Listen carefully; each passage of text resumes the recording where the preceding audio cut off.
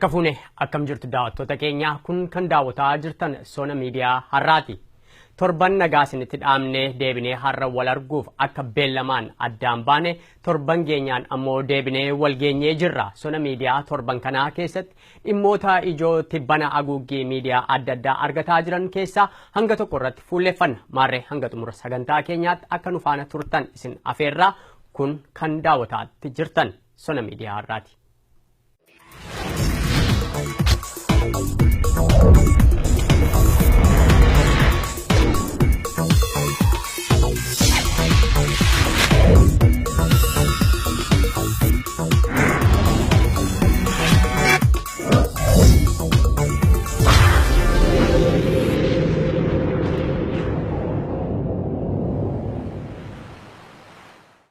Bara 2015 gara xumuraa jala sababa adda addaatiin hongee mudate jedhameen lammiileen Itoophiyaa dhibbantaa 17 ta'an gargaarsa midhaan nyaataa hatattamaa akka barbaachisu haguuggii miidiyaa addunyaa isa guddaa ta'ee darbe. Beelli sun waggaa 50 keessatti kan hin mul'anne akka tures gamtaa mootummootaa dabalatee dhaabbileen gargaarsaa garaagaraa ibsaa turan.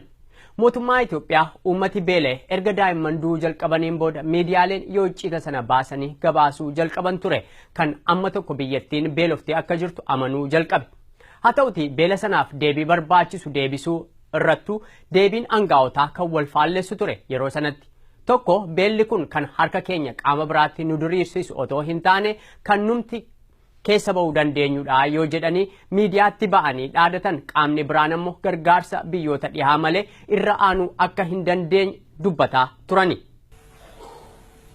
መንግስት በሙሉ አቅሙ ድርቅን ለመቋቋም የገባበት ስራ የተሰራው በዚህ ድርቅ ወቅት ነው። ከዚህ በፊት የተወሰነ መጠባበቂያና ከለጋሾች በሚገኝ እርዳታ ነበር የሚቀጥል የነበረው። ዛሬ ግን ለህዝባችን ምስጋና ይግባና ኢኮኖሚ ያደገ በመምጣቱ ምክንያት መንግስት ይሄን በራሱ አቅም መቋቋም የሚችልበት ገንዘብ መመደብ የሚችልበት ደረጃ ላይ ደርሷል። ይህ ማለት ለጋሾቻችን የሚሰጡት ድጋፍ ካለ አንቀበልም ማለታችን አይደለም። ተሰጥቶን እሰየው ነው። አንዳንዶቹ አሁንም መስጠት ጀምሯል። ያንን እንቀበላለን። ገንዘባችንን ለልማታችን ለማዋል ይጠቅመናል። Beelasan kan dhaqqabsiise mootummaan yeroodhaan uummata isaatiif dhaqqabu hanqachuudha jechuun dhimmicha siyaasa biyyattii waliin kan wal qabsiisan akkuma turan mootummaan garuu kun Kaalifoorniyaayyuu mudatee ture jedha. Akkuma hundi keessan yaadattan keessumaa haati tokko daa'imni ishee beelaan duraa akka du'e gaazexeessaa BBC tokkoof ibsite rakkoo ishee mudate ni yaadattu jedheen amana. Mee dursa gabaasaa BBC'n 9 bara 2015 gabaasisan waliin haa ilaallu. Bertukan Ali's tears are for the son she buried a few days ago. His name was Abdul Mohammed. He was 5. His grave crowned with freshly picked vines. Malnutrition now stalks northern Ethiopia.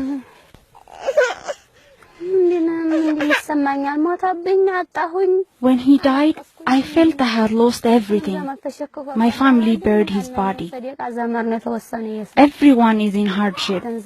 We all have so little to eat because there was no harvest this season. Everyone is suffering. The UN says in one area, 2 babies have been dying every day. Bertukan, one of many mothers, left inconsolable.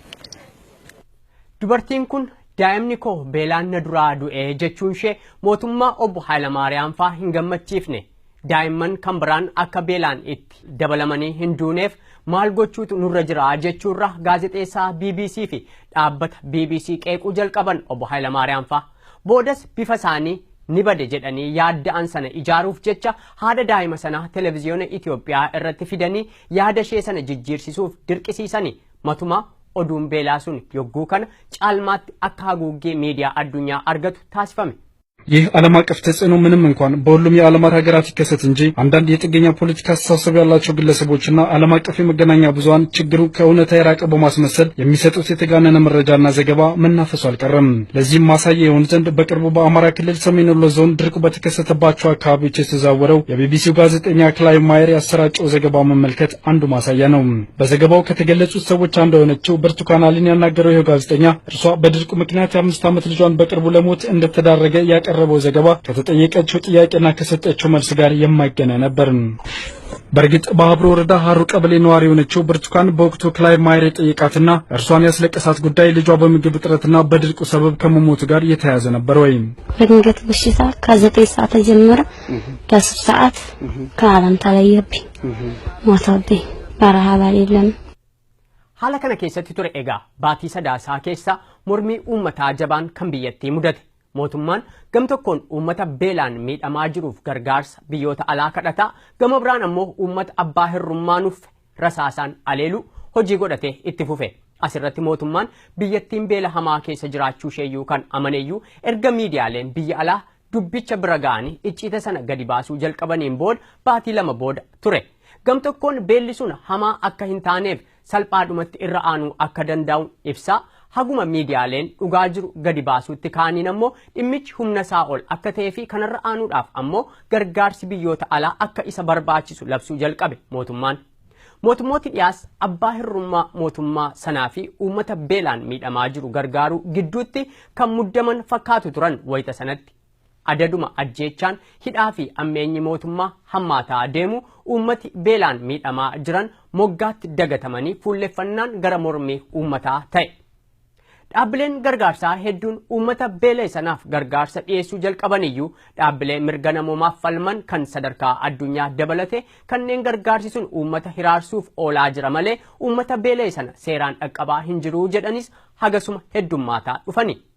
biyyattiin erga mormii uummataa jabaa ta'een ganna tokko guutuu bitintiraa baateen booda otoo hin dandammatin lammiileen ishee gargaarsa midhaan nyaataa barbaadan ammas harka arjoomtotaa keessa ilaalaa akka jiran gabaase Rooyiter tibbakan.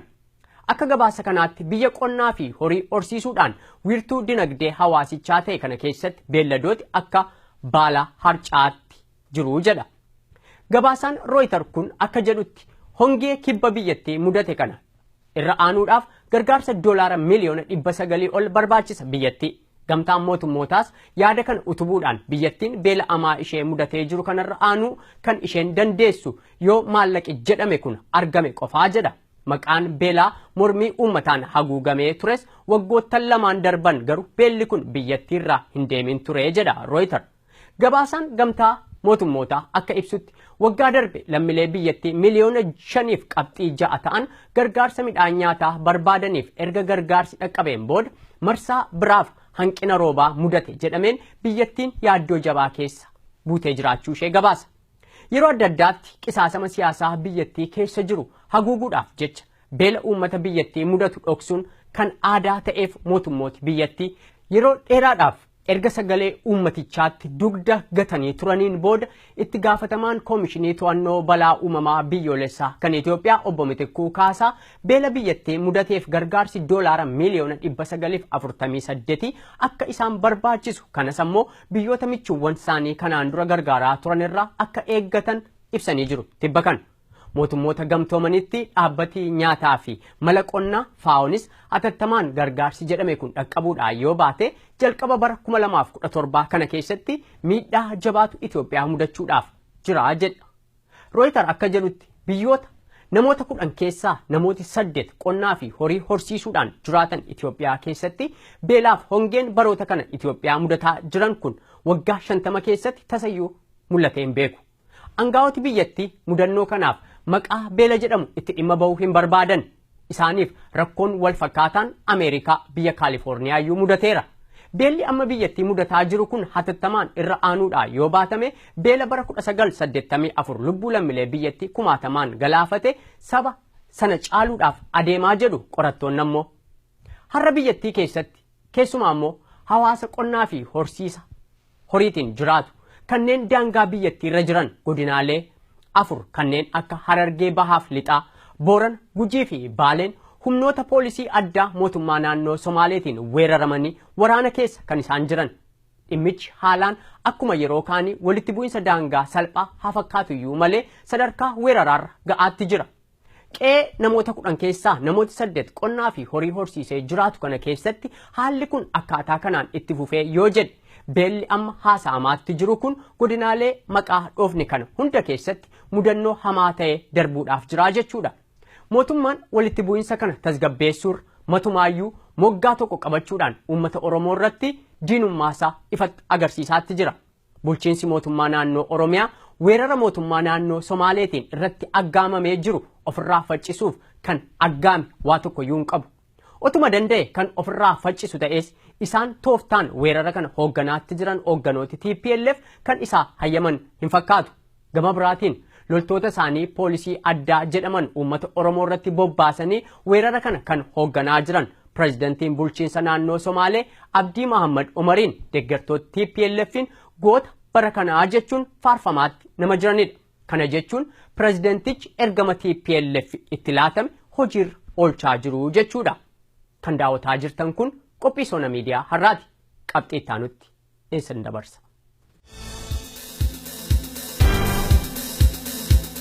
OMN TV. OMN TV.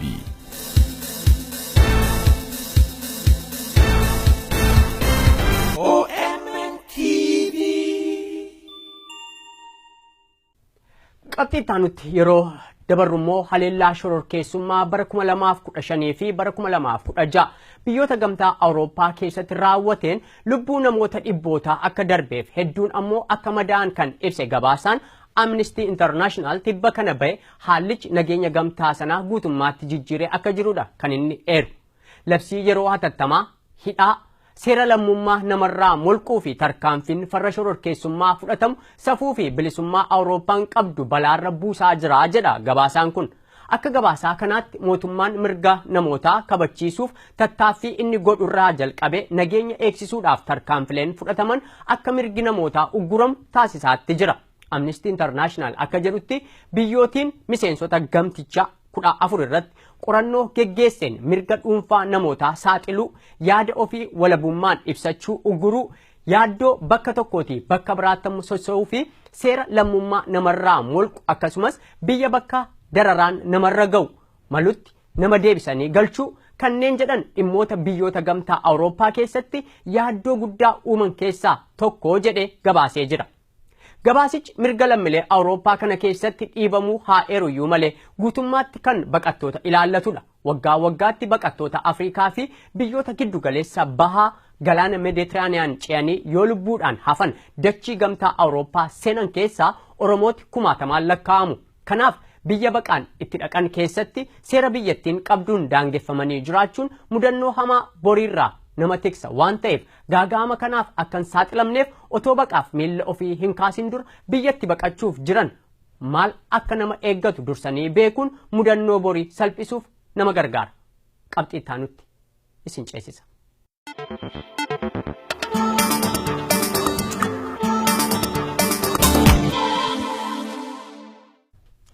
Qabxii itti aanu kana keessatti immoo gara Gaambiyaatti waliin ceena. Amajjii 19 har'aa namni biyya Gaambiyaa waggoottan 22 darban bulchan Yaayyaa Jaamee aangoorraa bu'anii bakka isaanii nama uummati filate Adaamaa Baaroo guyyaatti kakatanii aangoo qabatan ta'uu qabatu.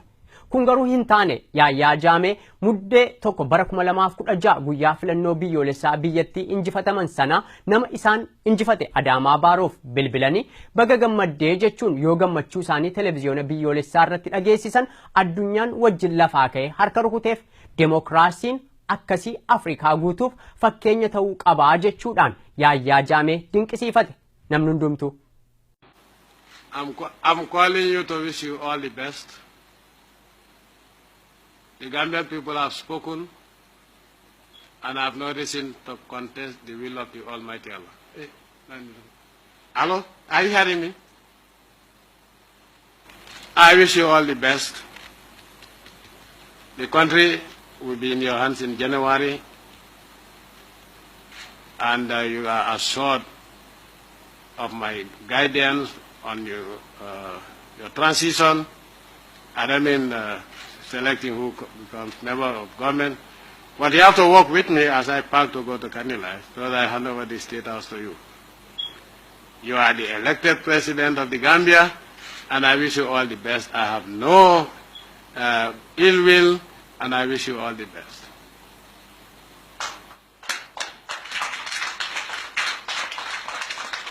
The Gambia is more important than any one of us. Thank you. And we also thank you for all the hard work you did 22 years. Thank you. We will continue from where you stopped. Thank you. And inshallah, if we need any advice, in any area, we will always consult you. Thank you. Though I'll be a farmer in Kanilai. I am here with my team. Pardon? I say I'm here with my team. Convey my congratulations to your entire team. Thank you very much. Thank you. This is transparent. This is the will of Allah, and as a Muslim, I accept it in good faith. The Gambian people have chosen you. After 22 years, I'm grateful to the Almighty Allah for that. I remember I came on a Friday, 22nd of July. Yes. And if I lost on Friday, the 2nd of December, no, it's not the 22nd, but the 2nd of December, Allah is telling me that my time is up, and I hand over graciously with gratitude to the Gambian people and gratitude to the Almighty Allah to you. Thank you very much. I think these Fridays are repeating in the Gambia. Yes. I was born on a Friday. What date? It was 15th February 1965. 1965. 1965, yes. So you were born before independence. Yes. So you are a few months older than me. All the best. Few months older than you. I'm your brother. Well, I think that's why they didn't call you old pa. I wish you all the best, Mr. Barrow. Okay? Thank you very much. Thank you. Thank you. And you have my full support. Let us make sure that you work towards maintaining peace and stability. Peace and stability, yeah. Because without peace and stability, let me make it clear, you cannot achieve anything in anywhere in Africa. I wish you all the best. Video kan irratti argitan baga gammadde jedhan yaayyaa jaame nama filannoo sana injifatan Adaamaa Baarootiin uummati Gaambiyaa sagalee isaa laadhateera. Namni itti aanee biyya keenya jaallannu kana bulchuuf jiru si ta'uu akka qabu ifatti dubbatanii jiru. Uummati kun filannoo kan injifatteetta baga gammadde. Baalli walitti dabarsuu amajjii dhufu geggeeffamu salphisuuf wal arginee mari'achuu qabnaa jedhani. Bood otoo torban hin guutin garuu biyya isaan keessa jiran kan hoogganooti ishee karaa nagaan aangoo keessatti walitti hin dabarsine Afrikaa keessa jiraachuu hubatan fakkaata. Isaan kaanirraa anaan maaltu addana godhaa jedhanii lakki filannoon sun seerota hirratan qabu turanii manni murtii nuuf haa ilaalu malee jechuun akka aangoo gadi dhiisuuf hin jirre ibsan. I have confirmed that we have filed an application for an injunction to restrain Mr. Adama Barrow from being sworn in, as well as restrain the Chief Justice and any other party from swearing in Mr. Adama Barrow until the application is decided by the Supreme Court of the Gambia. And until then, the status quo remains. Angaawoti biyyoota Afrikaa dhiyaa dubbiin akkas miti waadaa kee kabajii jedhanii kadhachuu jalqaban. Biyyooti Afrikaa dhiyaa dinagdeen waltumsan ECOWAS jedhaman yaayyaa jaamee akka karaa nagaadhaan Adaamaa Baarootti aangoo dabarsaniif kadhataniyyuu tolen jenne. Booda karaa nagaan aangoo gadi dhiisuudhaan yoo baate humna waraanaatiin si dirqisiisuuf jirraa jedhani. Kunis yaayyaa jaamee hirrifaasisne hooggana mana murtii biyyattii dabalatee angaawoti isaanii hedduun dhimmi kun akka hin deemsifne gorsanis yaayyaa jaamee garuu yaada isaaniitti cichan. Mootummooti addunyaas dhiibbaa garaagaraa gochuu jalqaban. Sirni kakuu pirezidantii filamee kan Adaamaa Baaroo torbaniin yoo hafu Gaambiyaan yaaddoo jabduu keessa waan seenteef jecha Adaamaa Baaroo gara Senegaalitti dhiyeessani. Uummati biyyattii kumaatamaan lakkaa'ames hokkara hamaan biyyattii keessatti dhalachuu malaa yaaddoo jedhurraan kan ka'e galaanarraan biyyattii gadi dhiisanii gara biyyoota ollaatti baqachuu jalqaban. Booda humnootiin waraanaa ECOWAS gara Gaambiyaatti siqanii daangaa biyyattii irra qubachuu jalqaban. Yaayyaa jaamee yoo didan tarkaanfii humnaa fudhachuudhaaf. Gamtaan Afrikaas amajjii 19 booda galmee hoogganoota Afrikaarraa maqaa Yahyaa Jaamee haqee Adaamaa Baaroo akka bakka buusu akeekkachiise. Uummata miliyoona 2 ta'u kan qabdu Gaambiyaan nama bulchan Yahyaa Jaameef kunis homaatti hin fakkaanne. Adaamaa Baaroo biyyatti dhiyeessan Senegaal irraa Yahyaa Jaamee yoo karaa nagaan aangoo dabarsanii itti laatan rakkoon tokkoyyuu akka isaan hin mudannee fi akkasumas biyya namaa baqattummaan jiraachuurraan kabajaan biyya isaanii Gaambiyaa keessa nagaan jiraachuu akka danda'an waadaa seenaniif kunis Yahyaa Jaameef hin liqinfamne. Matuma muudama Adaamaa Baaroof guyyooti qubaan lakkaa'aman yoo hafan biyyi keenya weerara biyya alaa jala seentee jirti jechuun baatii 3dhaaf labsii hatattamaa labsan. Battala miseensota mana marii biyyattii waamanii umurii aangoo ofiis dheereffatanii. Haala kana keessatti mucaan Adaamaa Baaroo daa'imni ganna 8 sareen ciniinamee lubbuunsaa darbe. Adaamaa Baaroo awwaalcha ilma isaanii irratti argamuu hanqachuun ammoo matuma garaa isaanii hammeesse. Amajjii 19 guyyaa itti isaan kakatanii aangoo qabatan haguma dhiyaachaa dhufu aangootti cichummaan Yahyaa Jaamees jabaataa dhufe aangaa'oti baay'ee isaan marsanii turanis fedha ofiitiin aangoo gadi dhiisuu jalqabani. Bara 1997 irraa jalqabanii ittaanaa pireezidantii Gaambiyaa ta'uun kan tajaajilaa turan Isaatoo Jee Sayid aangoo gadi dhiisuu isaanii labsuun ammoo Yahyaa Jaamee rifaatuu guddaa keessa gates kunis akka isaan fedhaan aangoo gadi dhiisan hin taasifne. ECOWAS kamisa har'aa Yahyaa Jaamee fedhaan aangoo gadi dhiisuudhaan yoo baatan tarkaanfii humnaa akka fudhatan ifa taasisaniyyuu namni filannoo sana injifatan Adaamaa Baaroo garuu har'a marsaa hawaasummaa tiwutarii isaanii irratti akka beeksisanitti sirni muudama isaanii har'a jechuun kamis akka biyya Senegaal magaalaa Daakaar embaasii Gaambiyaa keessatti raawwachuuf jiru barreessanii jiru. Aljaziiraan akka gabaasetti ammoo pireezidantiin Mooritaaniyaa Mohaammed Oldoo Abdel Aziz akka isaan nagaan aangoo gadi dhiisaniif tattaaffii isa dhumaa erga taasisanii sa'atii muraasa dura achi buuteen Yahyaa Jaamee hin beekamne jedha. Loltooti Senegaal, Naayijeeriyaa fi Gaanaa erga daangaa biyyattiitti siqaniin booda dhaamsa qofa eeggataa jiru yoo tarkaanfii fudhachuun barbaachise tarkaanfii fudhachuudhaaf. Siidii Saannee ministiriin dhimma alaa Gaambiyaa duraanii akka jedhanitti ammoo yoo biyyooti kun akkuma jedhan tarkaanfii kan fudhatan ta'eef loltooti Gaambiyaa lolanii mo'achuu hin dandeenye kana itti seenu jennee hin yaannuu jedhani. Yeroon kana jedhu garuu waggaa 22 guutuu jireenya gammachuuf qananii jiraachaa kan turan deeggartoonni pireezidantichaa akka salphaatti isa kana simatu jedhees hin yaaduu jedhu. Hokkaree xiqqoon hin dhibamu akka isaan jedhanitti Adaamaa Baaroo sirna muudama isaanii har'a akka sa'aatii Senegaalitti waaree booda sa'a 4 irraa kaasee embasii Gaambiyaa Daakaar keessatti geggeeffamuuf jiru irratti akka hundumtuu hirmaataniif afeeranii jiru marsaa tiwutarii isaanii irratti. Afrikaa biyya jaalalli aangoo jireenya egeree nama dhabsiisu keessatti hoogganooti biyyattii jaalalaan aangoo walitti dabarsuun bifa qaroominaa deemokiraasiif guddina dhala namaa kan agarsiisu otoo hin taane isaaniif salphina. Salphinni guddaan garuu erga humnaan aangoo irraa bu'aniin booda isa isaan mudatuuf jiru akka ta'e sekondii tokkoofiyyuu kan yaadan hin fakkaatu. Kun kan daawwataa jirtan Sona miidiyaa har'aati. Isatti aanutti ceene.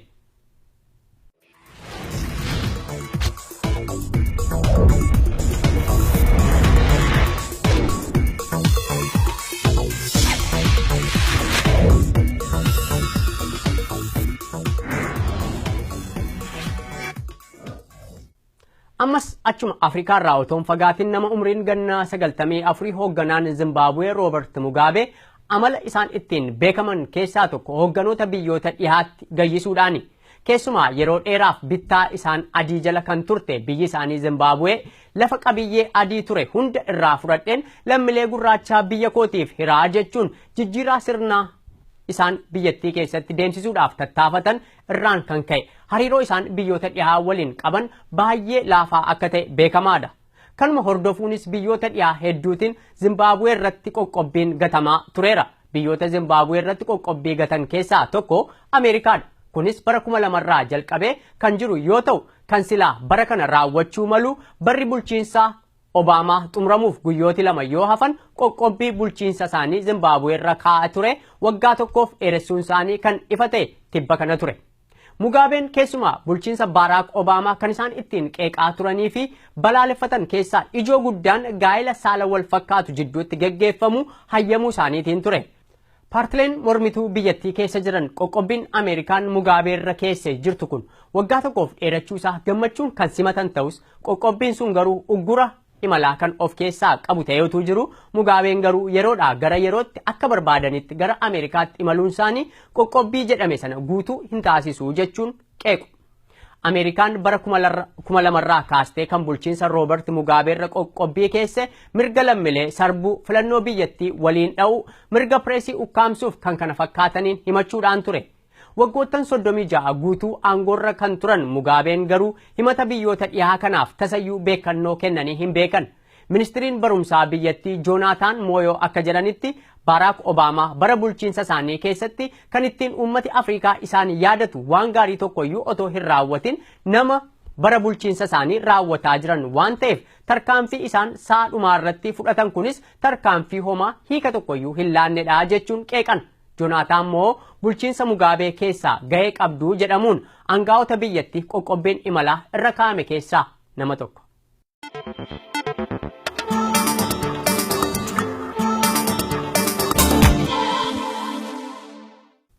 Xumura irratti as gara Yuunaayitid Isteetsitti isin deebisa. Amajjii 20 bara 2017 filannoo biyyattii kan injifatan Doonaald Tiraamp waggoottan arfan dhufan biyyattii geggeessuudhaaf guyyaa itti kakatanii Waayit Haawusii seenanidha. Guyyaa kana pireezidantii 44ffaa biyyattii kan ta'an Baraak Obaamaa mana marii biyyattii Kaapitool Hiil ija addunyaa duratti aangoo isaanii Doonaald Tiraampitti dabarsu. Tirampis guyyuma kana uummata duratti kakachuudhaaf jiru.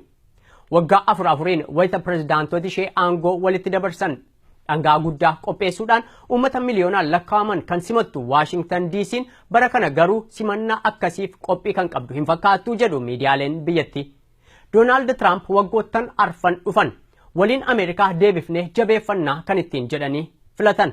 Kaabinoota isaanii mana marii biyyattii duratti dhiyeeffatanii tibba kana guutuu isaan seeneetorotaan gaaffii jajjabduu dhiyeessaa fi ba'an. Irra jireessi isaanii gaaffilee dhiyaatanii fi turan kanarra aanuu kan danda'an hin fakkaatan akka miidiyaaleen jedhanitti. Keessumaa ministeera barumsaa ta'uun kan Doonaald Tiraamp filatan aadde Beetsii Deevos qulqullina barnootaa biyyattii dabaluu fi liqii mootummaan barattootaaf hayyamu akka barattooti sirriitti itti dhimma bahuu danda'an gochuu irratti dandeettii isaan qaban yoo gaafataman ofii liqii fudhatanii beekuudhaa baatanis namoota isaan waliin hojjetan waliin akka dhimma kanarra aanuuf jiran dubbatani. Maatiin isaanii maallaqa miliyoonota hedduutti lakkaa'aman paartii Riippaabilikaanotaaf gumaachuun kan hamataman aadde Beetsii Deevos ofii waan keessa hin darbineef jecha maallaqa tiriliyoona hedduu mootummaan biyyattii barattootaaf ramadu kana seeraan dhimma itti bahuu danda'u shakkii jedhu qabu seeneetorooti kun.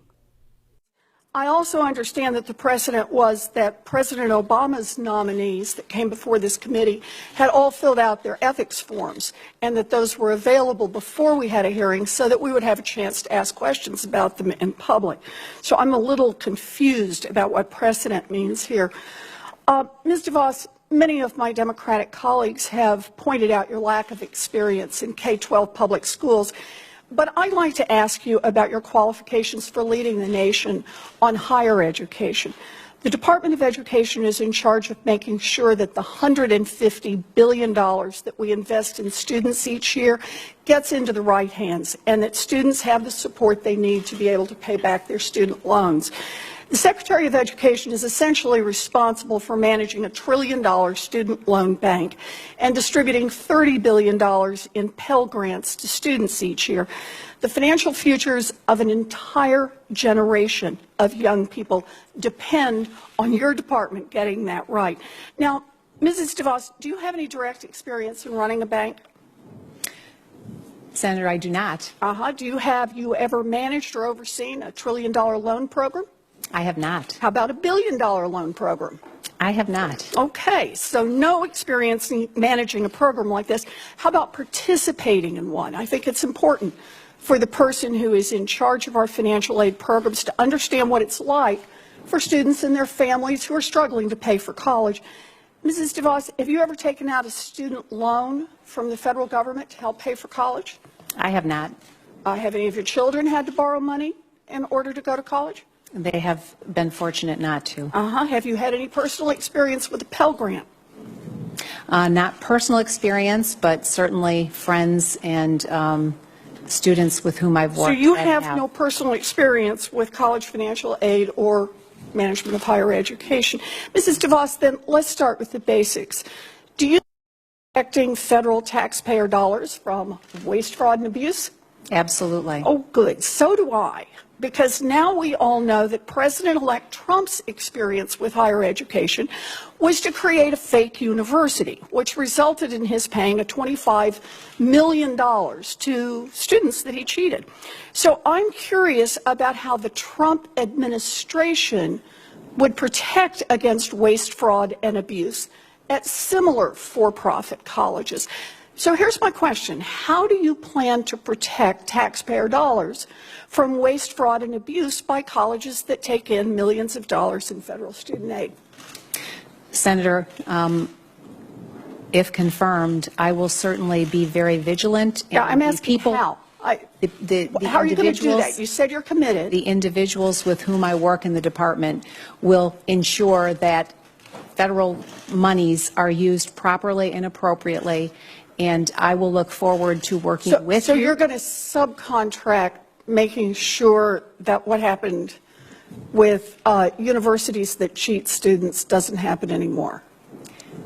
No, I didn't say You're that. going to give that to someone else to do? I just want to know what your ideas are for making sure we don't have problems with waste, fraud, and abuse. I want to make sure we don't have problems with that as well. And Well, if here- confirmed, I will work diligently to ensure that we are addressing any of those issues. Well, let me make a suggestion on this. It actually turns out that there are a whole group of rules that are already written and are there, and all you have to do is enforce them. So what I want to know is, will you commit to enforcing these rules to ensure that no career college receives federal funds unless they can prove that they are actually preparing their students for gainful employment and not cheating them? Senator, I will commit to ensuring that institutions which receive federal funds are actually serving their students well. And so you will enforce the gainful employment rule to make sure that these career colleges are not cheating students? We will certainly review that rule. You'll and review see that, it? You will not and commit see to that enforce it? And see that it is actually achieving what the intentions are. I don't understand about reviewing it. We talked about this in my office. There are already rules in place to stop waste, fraud, and abuse, and I don't understand how you can not be sure about enforcing them. You know, swindlers and crooks are out there doing backflips when they hear an answer like this. If confirmed, you will be the cop on the beat. And if you can't commit to use the tools that are already available to you in the Department of Education, then I don't see how you can be the Secretary of Education. And I look forward to having a second round of questions. And I would like your views on the relative advantage of measuring, doing assessments and using them to measure proficiency or to measure growth. Thank you, Senator, for that question. I think if I'm understanding your question correctly around proficiency, I would also correlate it to competency and mastery, so that each student is measured according to the advancement that they're making in each subject area. Well, that's growth. That's not proficiency. So in other words, the growth they're making is in growth. The proficiency is an arbitrary standard. If they've reached a level, the proficiency is if they've reached a third grade level for reading, et cetera. No, I'm talking about the debate between proficiency and growth. Yes. And what your thoughts are on them. Well, I was just asking to clarify then. Well, this is a subject that has been debated in the education community for years. And I've advocated growth, as the chairman and every member of this committee knows, because with proficiency, teachers ignore the kids at the top who are not going to fall below proficiency, and they ignore the kid at the bottom who, no matter what they do, will never get to proficiency. So I've been an advocate of growth. But it surprises me that you don't know this issue.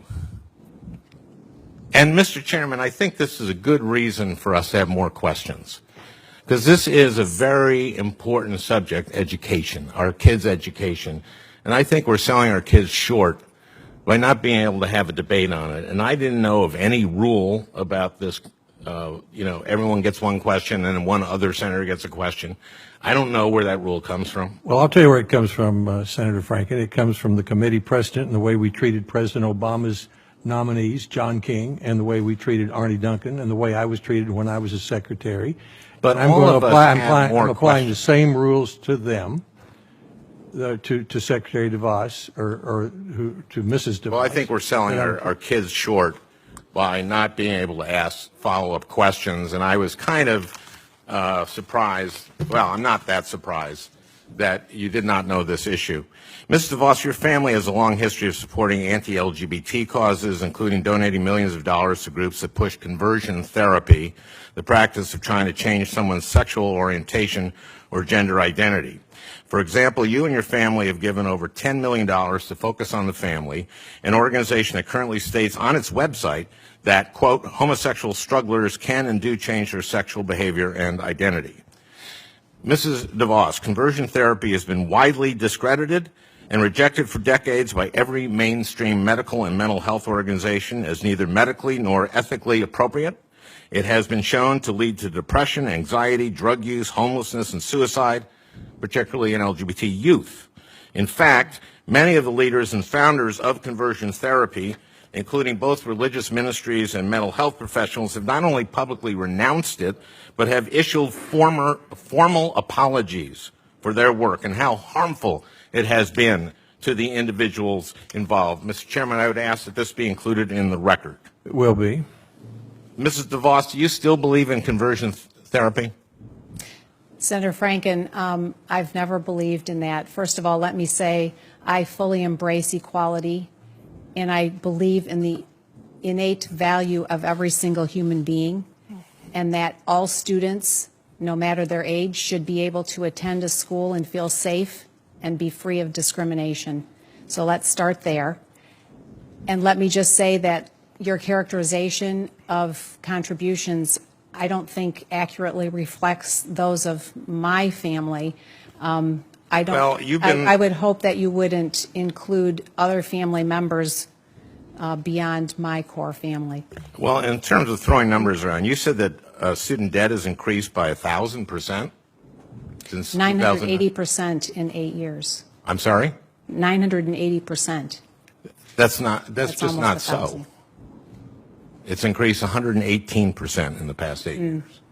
Well, So I'm just asking, if you're challenging my figures, I would ask that you get your figures straight about education policy, and that's why we want more questions, because we want to know if this person that we are entrusting, may entrust to be the Secretary of Education, if she has the breadth and depth of knowledge that we would expect from someone who has that important important job. Thank you.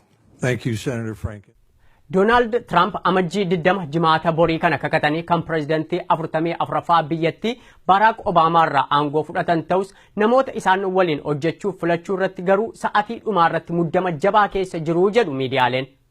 Ga'umsa biyya bulchuu isaanii kanneen shakkaniif akkasumas ammoo haasaa isaan yeroo adda addaatti dhageessisaa jiran irraa muffii jabaa qabaachuu isaanii kan ibsatan miseensotni mana marii biyyattii fi seeratumtoonni biyyattii lakkoofsaan 50tti siqan haga ammaatti jimaata borii kana sirna kakuu magaalaa guddittii biyyattii Washington DC keessatti geggeeffamuuf jiru kanarraa akka qooda hin fudhanne ifa godhanii jiru.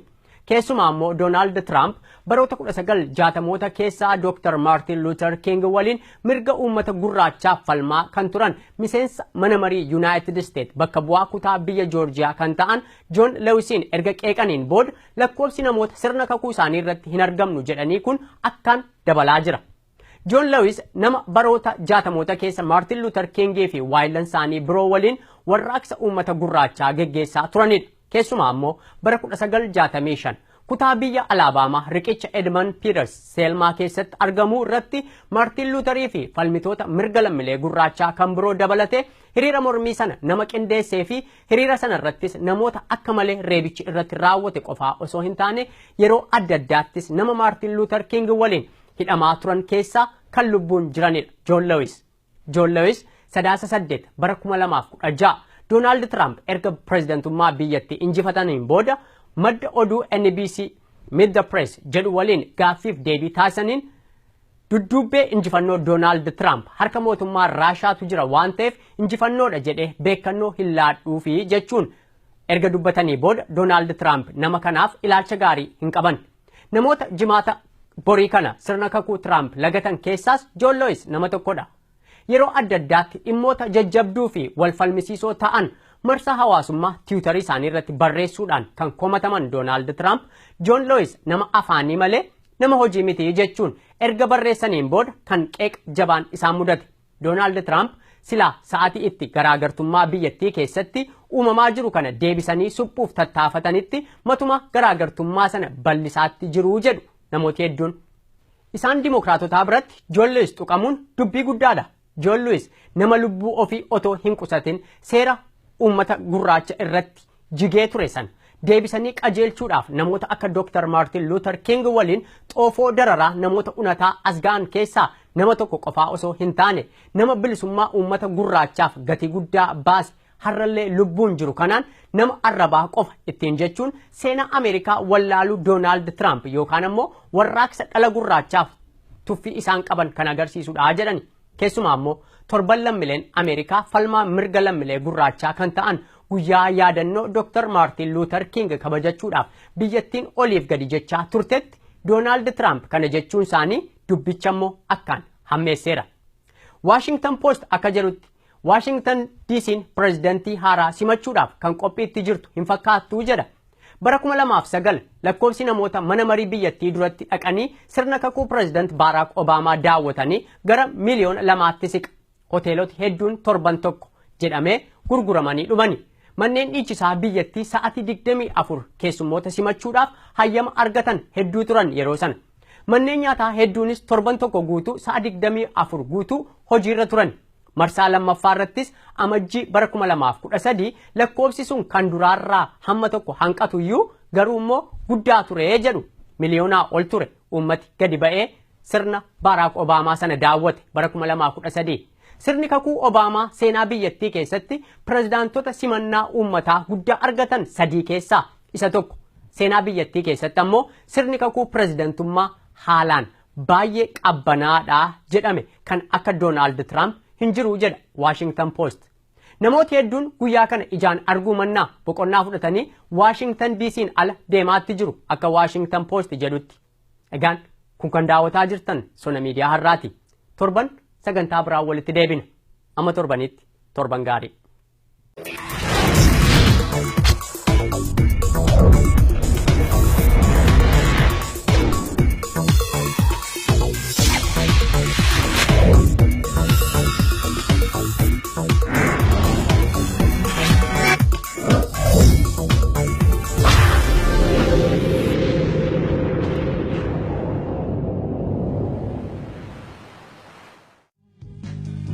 Booda deebi'ee isa diinni bitu tokkichi ilma ormaa takka yoo muratu qawwee fannifatee garatti hirkatee dinnansaa eeggataa garaasaa hidhatee.